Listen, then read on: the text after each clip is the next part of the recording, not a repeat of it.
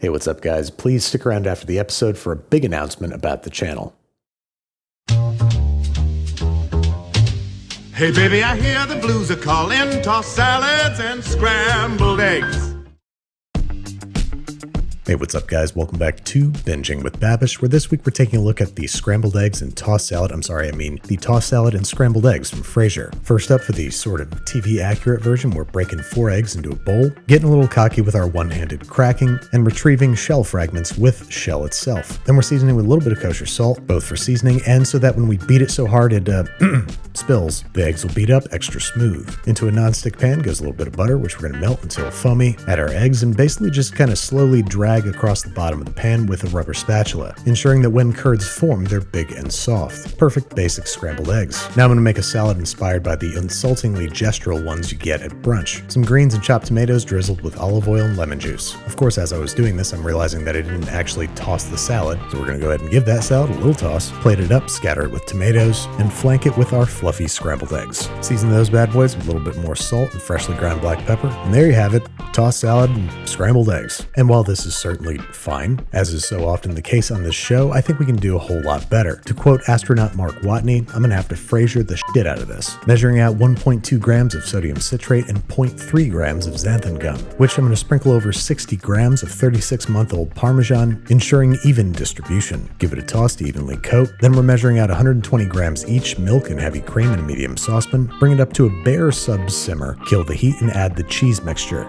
Then we're gonna puree the whole mixture using a high-powered or immersion blender, creating a quick, smooth, relatively thin cheese sauce, which we're going to pour and filter into a whipped cream siphon, charge with a nitrous cartridge, and refrigerate until ready to use. This is going to make for a Parmesan espuma. It's like dense, heavy foam. Now, every good salad needs croutons, and we're going to make kind of croutons, scooping the crustless guts out of half a loaf of pan rustico and pulsing in a food processor until we form some big, fluffy, webby crumbs, sort of like a panko that's been slightly enlarged by the Honey I Shrunk the Kids laser. Break up any clumps, spread it out evenly on a rim baking sheet, and dry in a 200-degree Fahrenheit oven. Now onto my favorite salad dressing in the world. We're starting with the juice of half a lemon, about 30 grams, about 10 grams or 2 teaspoons of champagne vinegar, 40 grams or a third of a cup of extra virgin olive oil, a heaping teaspoon of Dijon mustard, 15 grams or about a tablespoon and a half of honey, 1 small shallot very finely minced, and 1 finely chopped anchovy fillet. Alternately, you could use 2 teaspoons of anchovy paste. We're also going to grate in half a very small clove of garlic. You don't want to overdo it, about a teaspoon of kosher salt and half a teaspoon of ground white pepper. Go ahead and beat it until once again you make a mess, and what results is an unbelievably delicious vinaigrette, one that I might get sciencey with later on. For now, we got to prep the base of our salad, which is going to be a tomato mosaic. So I'm endeavoring to cut equally thick slices of multicolored tomatoes, which I'm going to lightly salt, let rest for 10 minutes, and then blot dry with paper towels to prevent color bleed. Now comes the matter of precision, something I'm historically very bad at. Cutting the tomatoes into perfect squares of exactly the same size, trying to keep some gel and seeds intact wherever possible. Then after what's going to feel like an hour, you've got some perfect square tomato jewels and perfectly good scraps for less snooty salads. Now using chef's tweezers, we're going to try to pick up a tomato and fail, just end up using our fingers, but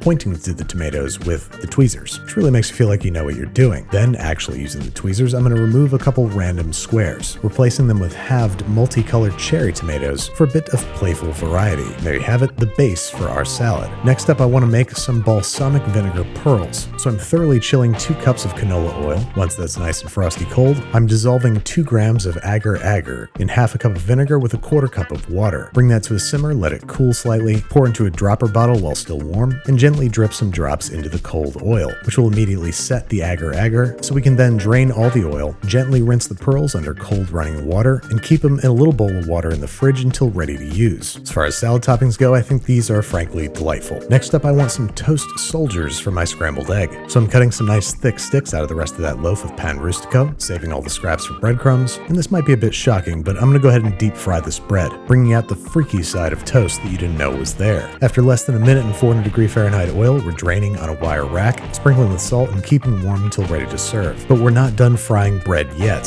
First, we have to toast our crouton-sized breadcrumbs in butter, sprinkling with kosher salt and freshly ground black pepper, frying until fried, pouring into a bowl, Then while it's still hot, we're grating on a little bit of Romano cheese, tossing after each addition. Then spread them out on a rim baking sheet to keep them crisp. And I told you I might get sciencey with my salad dressing, and I frankly wouldn't have said that if I wasn't going to do it. I'm combining 1 cup of dressing with 1 cup of water, then sprinkling with a few grams of soy lecithin powder. Not only is this a stabilizer that's going to give us an unbreakable creamy dressing, but when immersion blended, it forms a stable foam on top that can be used for foam stuff. Last but not least, we got the eggs. I'm cracking 4 eggs into a tall container with a little pinch of salt and a little splash of water, and then immersion blending to get an ultra smooth, homogeneous curd. Now, during this process, I heard something go tink. Then almost like magic, eggs started flowing out the bottom of my glass container, which confused my brain to a standstill for approximately 3 seconds.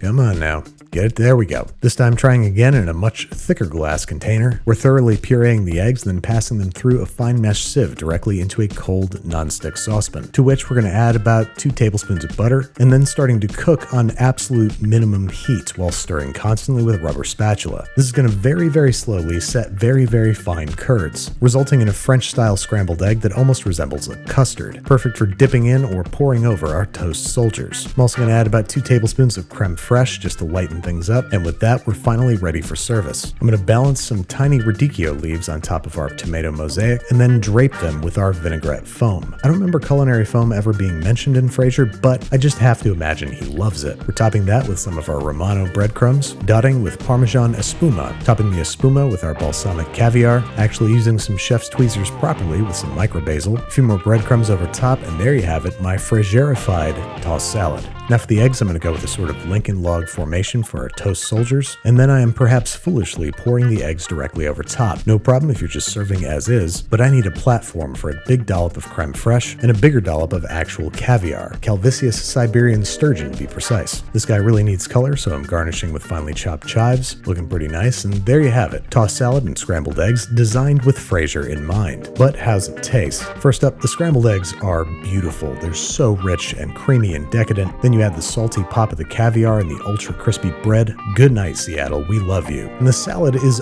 utterly delicious. All the flavors work perfectly, but that being said, you could definitely achieve a similar result without any molecular gastronomy. And being that it was about 8 o'clock when I finished shooting, these guys very quickly entered the Clean Plate Club, a fitting way to say farewell to the old and make some room for new things to flourish. To wit, we've got some exciting news about the channel. For more on that, let's hand it back to Babish live in the studio. Thanks, Babish. Hey, what's up, guys? It's Babish. Thank you very much for sticking around after the video so I can tell you a little bit about the changes that are coming. Been making this channel for almost 10 years now, and it has been the absolute privilege of my life. Thank you so much for watching, liking, commenting, subscribing, anything you've done to help build this thing into what it is today. And over the past 3 years, we've shifted our content strategy. We've made longer videos about more far-reaching subjects, and the emphasis has gone away from cooking. And I want to flip the script on that. I want to hit reset. So we're about to go dark for a week or two, and then we're going to come back with an all-new cooking show, one that seeks to recapture the energy that made binging great in the first place, which is informative, entertaining, educational, beautiful, and quietly funny.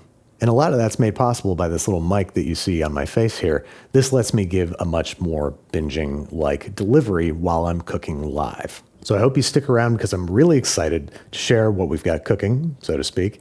And once again, thank you from the bottom of my heart for sticking with me all these years. The journey that this show has taken me on is incredible. It's changed my life. You've changed my life. And I'm excited to say this with renewed vigor and enthusiasm and meaning. Keep cooking. I will if you will.